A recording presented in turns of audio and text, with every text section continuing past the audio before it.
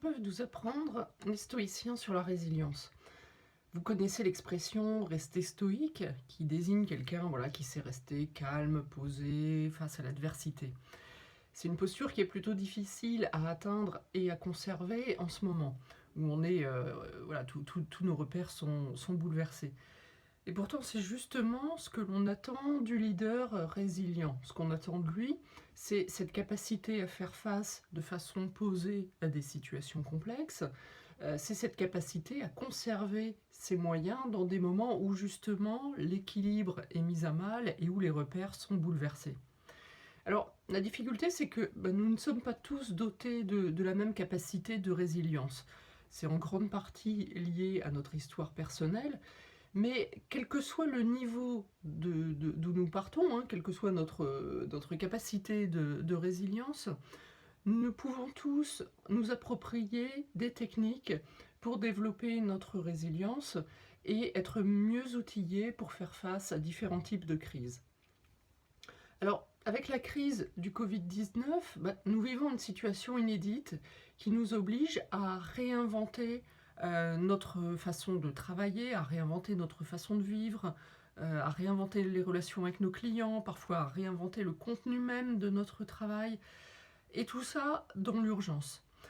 Donc il nous faut réinventer de vastes pans de notre vie. Or, en situation de stress et d'urgence, nous sommes susceptibles de tomber dans un de ces deux pièges. Je force volontairement le trait dans la description de ces deux pièges. Nos comportements sont heureusement plus subtils, mais globalement, qu'est-ce qu'on peut s'attendre à trouver comme type de réaction?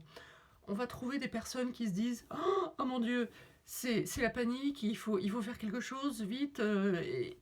Et ces personnes-là vont, sous l'effet du stress, vont développer une agitation parfois stérile, vont courir dans tous les sens, vont vouloir mener beaucoup d'actions qui sont pas toujours pertinentes.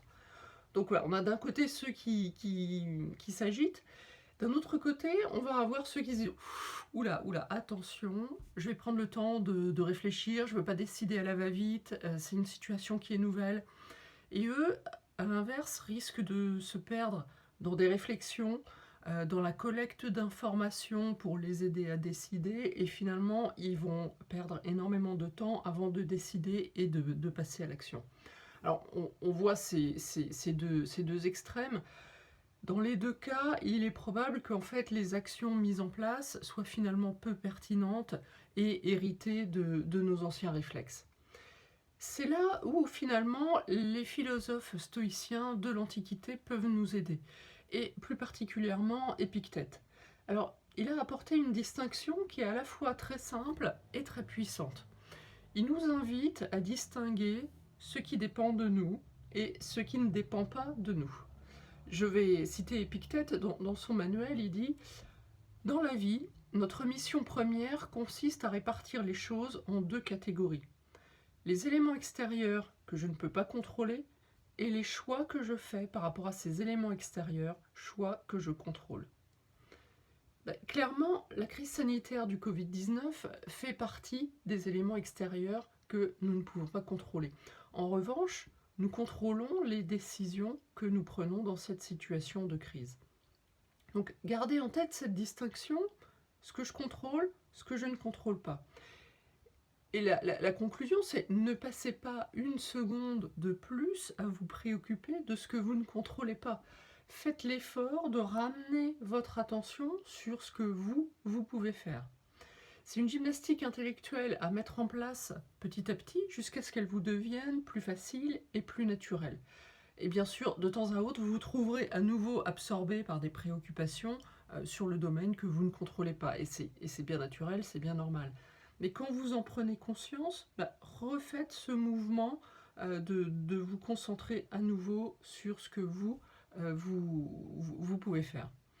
Alors, comment aussi mettre cet exercice en pratique de façon très concrète? Prenez une feuille et sur cette feuille, notez tout ce qui vous préoccupe aujourd'hui, à l'instant T. À la fois dans le domaine personnel et dans le domaine professionnel. Parce que vous avez vu avec ces dernières semaines de télétravail que la frontière vie personnelle, vie professionnelle est de plus en plus poreuse, voire transparente. Donc c'est pourquoi je vous invite à travailler les deux types de sujets ensemble sans faire de distinction. Donc votre liste de préoccupations, qu'est-ce qu'on peut éventuellement trouver dedans?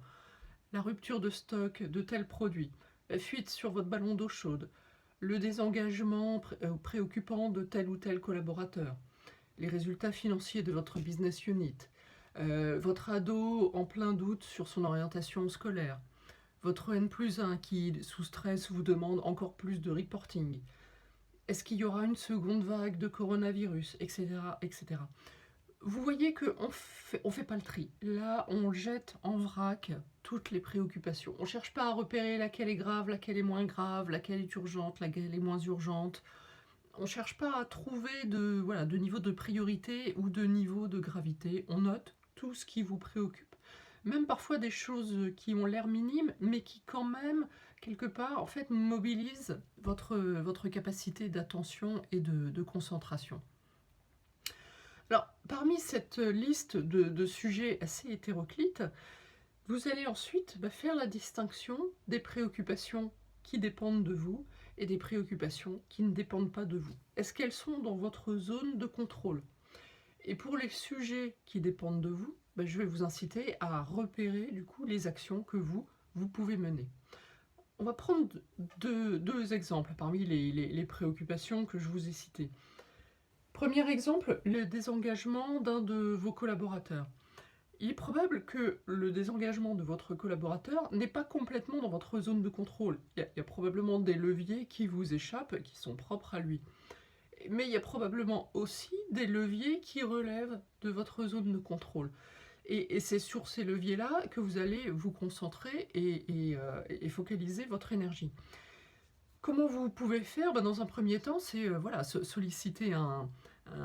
solliciter votre collaborateur, avoir un entretien avec lui et chercher à creuser. Par exemple, s'il a le sentiment d'avoir fait le tour de son métier, si le projet sur lequel il travaille actuellement est plutôt frustrant, de repérer les domaines sur lesquels vous pouvez agir. Comment vous pouvez l'aider à retrouver de la motivation, du plaisir au travail, comment vous pouvez éventuellement enrichir ses missions, etc. Ça, c'est bien dans votre zone de contrôle. Donc c'est là-dessus que vous allez vous concentrer. Les leviers qui vous échappent, ils vous échappent. Voilà, vous les laissez de côté. Ils ne doivent pas entrer dans votre zone de préoccupation. Deuxième exemple, en ce moment, on est tous préoccupés par la possibilité ou non d'une seconde vague de coronavirus. Alors là, même les spécialistes ne sont pas d'accord sur le sujet, donc on comprend bien qu'on est clairement en dehors de notre zone de contrôle. En revanche, à notre niveau, sur quoi nous pouvons agir? On peut mener les fameux gestes barrières pour aider à prévenir cette seconde vague, et on peut aussi commencer à anticiper, se dire, ok, si cette seconde vague arrive, qu'est-ce que je peux mettre en place? Qu'est-ce que j'ai tiré comme enseignement de la première vague? Qu'est-ce que je peux tirer comme leçon et mettre en place? Donc il y a bien des actions que je peux mener par rapport à cette menace qui reste assez vague. Donc vous voyez, par rapport à cet exercice de lister ses préoccupations, de repérer les actions qui sont bien dans notre périmètre, on en tire vraiment deux bienfaits. Premier bienfait, c'est baisser le niveau d'anxiété, parce que vous allez moins vous inquiéter de ce qui ne dépend pas de vous. Et ça, c'est déjà pas mal.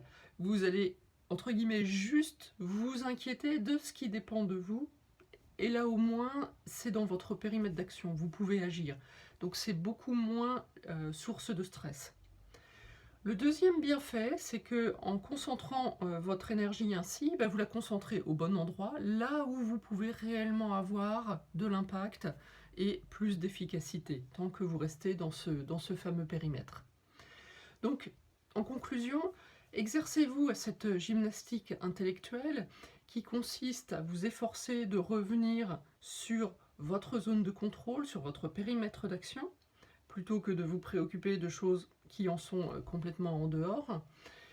C'est aussi cet exercice que je vous ai rapidement présenté, hein, qui consiste à faire sa liste de toutes les préoccupations personnelles, professionnelles, graves, mineures, urgentes, moins urgentes, à repérer celles qui sont dans votre domaine d'action et à repérer les premières actions que vous pouvez mener pour avancer sur cette liste.